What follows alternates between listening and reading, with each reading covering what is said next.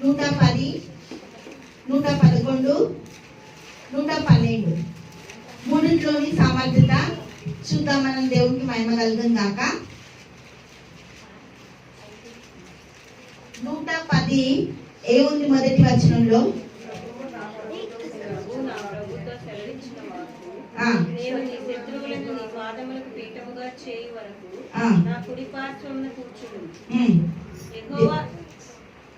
ఏమంట? నా కుడి పార్శ్వమున కూర్చుండు అంటే దేవుడు ఏమి ఇస్తుండు? ఒక అథారిటీ ఇస్తుండు, ఒక అధికారం ఇస్తుండు, ఒక సామర్థ్యత ఇస్తుండు. దేవుడికి మహిమ కలుగును గాక. 110వ అధ్యాయం దగ్గర దేవుడి సామర్థ్యత మనకు, దేవుని సామర్థ్యత మనకి ఇచ్చిండు. దేవునికి స్తోత్రం. 110వ కీర్తన దగ్గర సామర్థ్యత రాసుకోండి. దేవుని సామర్థ్యత. 110వ కీర్తన దగ్గర అందరి దగ్గర బైబిల్ ఉన్నాయిగా, పెన్నులు ఉన్నాయి కదా. దేవునికి స్తోత్రం. దేవుని సామర్థ్యత మనకి ఇచ్చిండు. 110వ అధ్యాయం మొదటి వచనం దగ్గర రాసిందా? 11 కొద్దాం.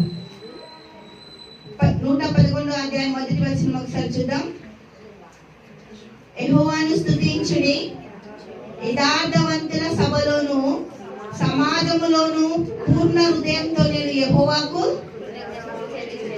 ఎందుకు కృతజ్ఞతాస్తుతులు చెల్లిస్తున్నాం? మనము అథారిటీ ఇచ్చిండు కాబట్టి కదా, అధికారం మనకి ఇచ్చిండు కాబట్టి కృతజ్ఞతాస్తుతులు చెల్లిస్తున్నాము. దేవునికి మహిమ కలుగును గాక.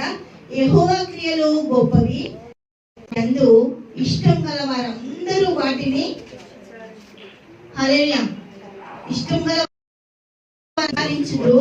ఆయన కార్యము మహిమ ప్రభావము గలది, ఆయన నీతి నిత్యము నిలకడగా నుండును. దేవునికి మహిమ కలుగును గాక. హల్లెలూయా. ఏంటంట? ఆయన కార్యము మహిమ ప్రభావము గలది, ఆయన నీతి నిత్యము నిలకడగా నుండును. ఆయన తన ఆశ్చర్య కార్యములను జ్ఞాపకార్థ సూచనను నియమించి ఉన్నాడు. దేవునికి మహిమ కలుగును గాక. హల్లెలూయా. ఇదేంటి అంటే దేవుడు సృష్టించిన సృష్టి. 11వ అధ్యాయం ఏంటి? 111వ అధ్యాయము దేవుని సృష్టి అని రాసుకోండి. అక్కడ 10లో ఏం రాసుకుంటూ? దేవుని సామర్థ్యత. 11లో దేవుని సృష్టి. 12 కొద్దాం. హల్లెలూయా. 112వ అధ్యాయం కొద్దాం. యెహోవాను స్తుతించుడి, యెహోవా యందు భయభక్తులు గలవాడు, ఆయన ఆజ్ఞను బట్టి అధికముగా ఆనందించువాడు ధన్యుడు. దేవునికి స్తోత్రం. ధన్యుడు మనము ఇంగ్లీష్ బైబిల్లో కనుక చూస్తే బ్లెస్డ్ అంటే ఆశీర్వదింపబడ్డ జనాంగం. దీనికి రుజువు చూద్దాం మనం. ద్వితీయోపదేశకాండం 3వ అధ్యాయము 29వ వచనానికి వెళ్దాం.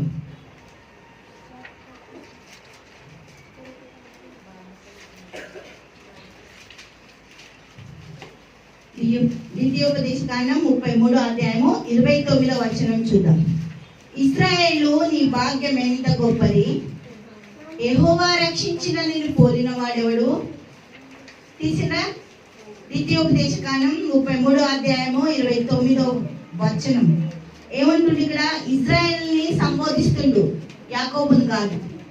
మార్చబడ్డ జీవితాన్ని, క్రీస్తులో మహిమ పొందిన జీవితాన్ని, క్రీస్తులో మనము నాటబడ్డ జీవితాన్ని. దేవునికి మహిమ కలుగును గాక. ఇశ్రాయేలు నీ భాగ్యం ఎంత గొప్పది, యెహోవా రక్షించిన నిన్ను పోలిన వాడెవడు?